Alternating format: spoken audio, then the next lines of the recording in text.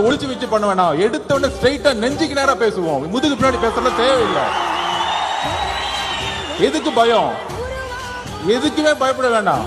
அந்த அளவுக்கு, அதாவது சினிமா துறையில் இன்றைக்கு அவரை சுத்தி 2000 கோடி ரூபாய் ஒரு தொழில் இருக்கு.